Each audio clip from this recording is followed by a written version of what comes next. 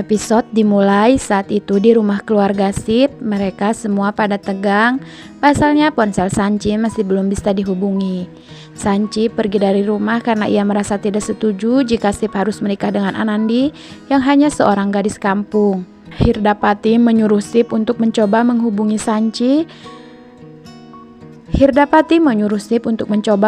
Sanchi lagi. Siapa tahu kali ini Sanchi mengangkatnya. Sip pun menelpon Sanchi dan benar saja, kali ini Sanchi mengangkatnya. Namun ia mengatakan, "Untuk apa kakak menelponku?" Sip menjelaskan bahwa semua orang mengkhawatirkan dirimu. Namun Sanchi malah ngomel-ngomel, "Bukankah kalian lebih memilih aku untuk pergi dari rumah daripada harus membatalkan pernikahanmu dengan gadis kampung?" Lalu Anandi yang melihat anak-anak sedang berkelahi, ia menghampiri dan mengancam akan memberitahu ayah mereka. Anandi pun meminta agar mereka saling meminta maaf. Lalu Anandi membersihkan badan mereka yang penuh dengan lumpur. Sanchi yang tidak sengaja lewat ke arah situ, ia menggerutu pasalnya melihat Anandi yang sedang membersihkan anak yang penuh dengan lumpur. Namun Sanchi tidak tahu kalau gadis itu yang akan menikah dengan kakaknya. Tiba-tiba ponsel Sanchi berbunyi. Sip menelpon dirinya lagi, guys. Di sini Sanchi ngomel-ngomel bahwa kakek mengirimku ke desa yang sangat kumuh. Bahkan aku sudah menemukan rumah gadis itu. Rumahnya berwarna yang sangat pucat seperti rumah hantu. Tidak Sanchi, kau sepertinya salah rumah.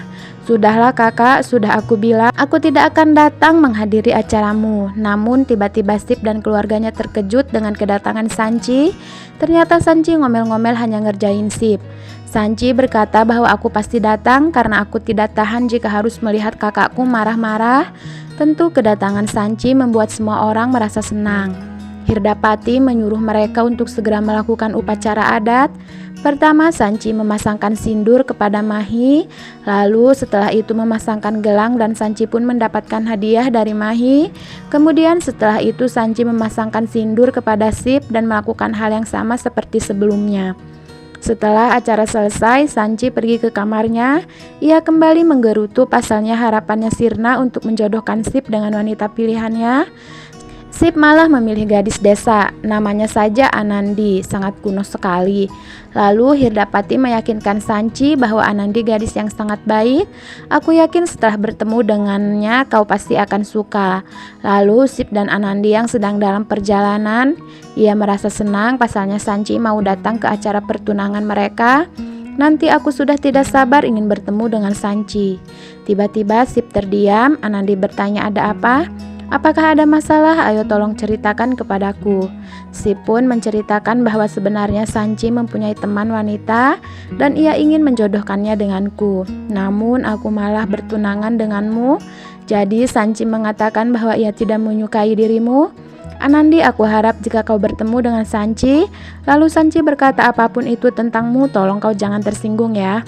"Baiklah," ucap Anandi, "aku tidak akan tersinggung, tapi aku yakin Sanchi bakalan menyukaimu. Lihat saja keluargaku pun langsung menyukaimu di saat pertemuan pertama.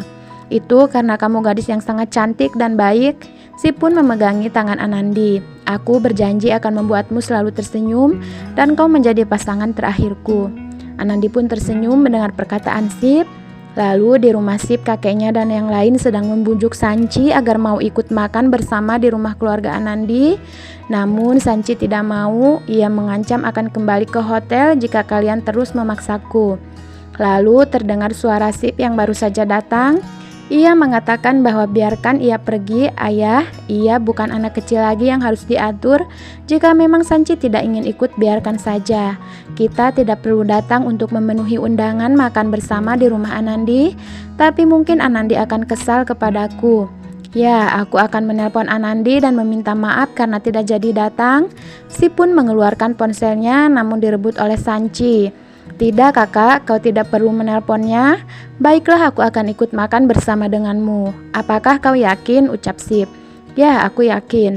Lalu tiba di mana keluarga Sip sudah sampai di rumah keluarga Kalyani. Mereka tertawa senang. Lalu Kalyani bertanya di mana Mahi dan juga Sanchi, mengapa mereka tidak ikut. Hirdapati mengatakan bahwa Mahi dan Sanchi datang. Mereka pergi ke sini menggunakan motor. Kalyani menyuruh Anandi untuk mengambilkan air minum. Anandi pun pergi ke dapur, lalu Hirdapati tersenyum pasalnya Mahi dan Sanci yang baru saja datang. Kakeknya Sip memberitahu bahwa ini Kalyani, neneknya Anandi, itu ayahnya bayi Ron dan bibinya Gehna. Kemudian Anandi datang membawakan air minum. Kalyani memberitahu bahwa itu Anandi. Sanci pun memandangi Anandi dari ujung kaki sampai ujung rambut. Ia teringat bahwa Anandi adalah gadis yang membersihkan anak kecil yang penuh dengan lumpur. Anandi pun teringat bahwa Sanci yang menaiki beca, lalu Anandi menceritakan bahwa saat itu anak-anak berkelahi di lumpur, lalu aku pun membantu untuk membersihkannya. Kalyani pun mengajak Sanci untuk duduk bersamanya. Ia mengatakan nanti jika Anandi sudah menikah dan bertemu denganmu setiap hari, pasti ia akan menjadi temanmu bercerita. Bahkan aku pun begitu. Ia selalu bercerita layaknya teman sendiri. Namun Sanci hanya diam saja. Kalyani pun bertanya, apakah kau sudah bersumpah diam saja untuk hari ini? Nuni menjawab tidak, karena belum kenal saja, maka dari itu Sanci diam saja. Lalu Anandi pun mengajak Sanci untuk pergi ke kamarnya. Sampainya di kamar, Anandi memberitahu Sanci bahwa ini kamarku. Ayo duduklah. Sanci bertanya, apakah setiap hari kau menggunakan gaun?